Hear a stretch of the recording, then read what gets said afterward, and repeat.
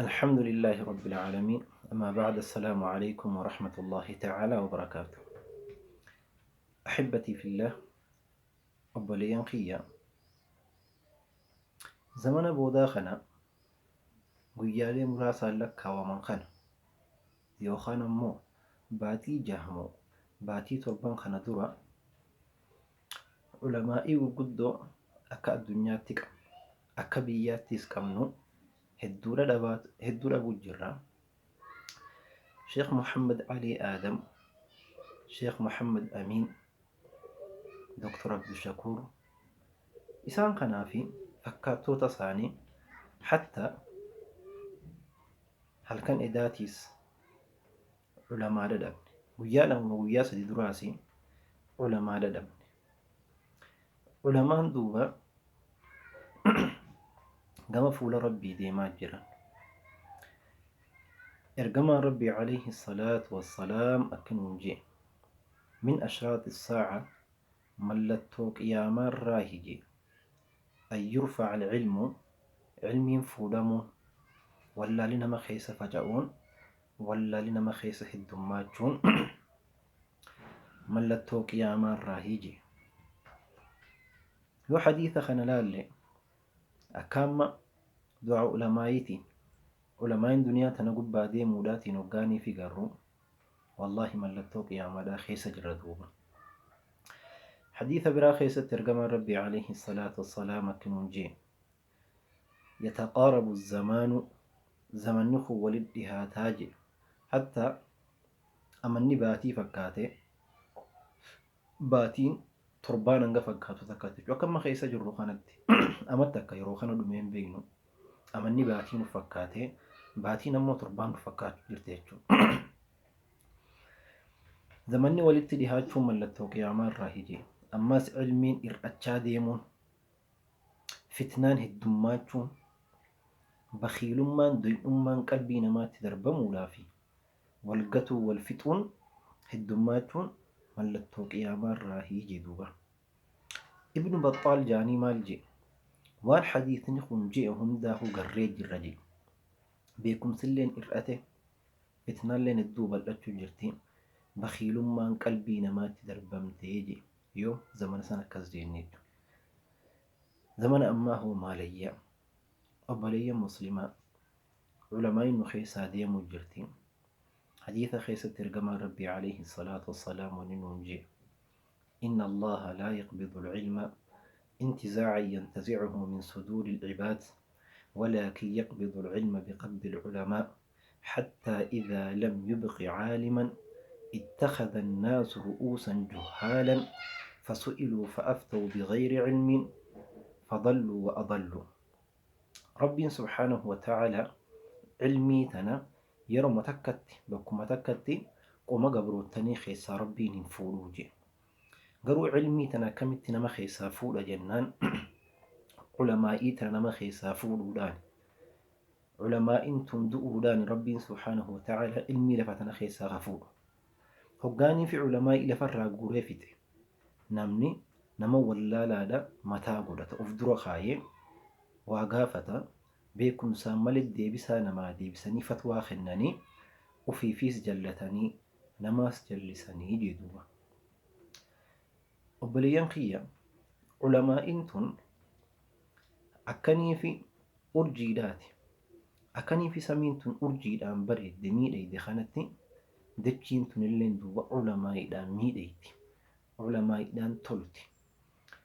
ربي سبحانه وتعالى أرجي سمير قريتنا ملتولا قري نما خرا ديم إسيتنا لالتي بكني في ديمو سنتين كجيلة يو إسيتنا الأبي سميرا ندما خرا ديمو واللال نمن اللي نكسي يو علماء انتم خيسان جراتين علماء انتم خيسا يو ديم تيجتي ندما أنا من خرا ديمو واللال حسن البصرين رحمه الله تعالى كنجي لولا العلماء لصار الناس مثل البهائم ودو علماء إنما خيس جرات شوباته علمنا ما هناك بيل دالات تاجي فإما في قلتشو دلقانسا عبادان بيخو نمن بيخو فإما في قلتشو خرف الإدية موقف دوما Ulamaa'ii jechuun akaroobaati. Bakka deeman hundattuu bu'aa qaban nama fayyadan. Isaaniin kanii fi dukkana wallaalaa irraa baane. Isaaniin kanii fi jallina irraa as baane. Nam meeqaan tami kanii fi shayxaanni karaa irraa jallisee isaan karatti deebisan. Nam meeqa sababaa wallaalummaatiin jaamanii ka isaan ammoo qajeelchanii as deebisan nama meeqa. Nama meeqa kanii fi shayxaanni shubahaadhaan waan adda addaatiin isaan ajjeese garuu isaan ammoo beekumsa isaanii kanaan as deebisan meeqaan tane. Akhi obboleessa kiyyaatillee obboleettii tiyya. Ulamaa'iin deemu jirti. Anaafati hoo maal godhu jirra? Isaan kanarraa ilmii dhaaluudhaaf dhaalma isaan ambiyoota irraa dhaalan kana isaanirraa dhaallee dhaloota as aanuuf hambisuuf maal godhu jirra? Tattaaffiin nuti godhu jirru maali? Ulamaa'iin dhaaltu ambiyaati. Akka ergamaan Rabbii alayhi salaatu wassalaam nuun jetti. Ulamaa'iin qarshii naman dhaalchifne garuu ammoo ilmiidha ka isaan dhaalchisan. Fama akhadha bihadhi waafirin. Namni ilmii tana qabate dhaalma ambiyaadhaa kana namni fudhate dhugaadhatti qooda guddaadha fudhate. Akhi obboleessa kiyya obboleettii tiyya. Ulamaa'iin nu keessaa deemu jira. Gaheen teenya maali?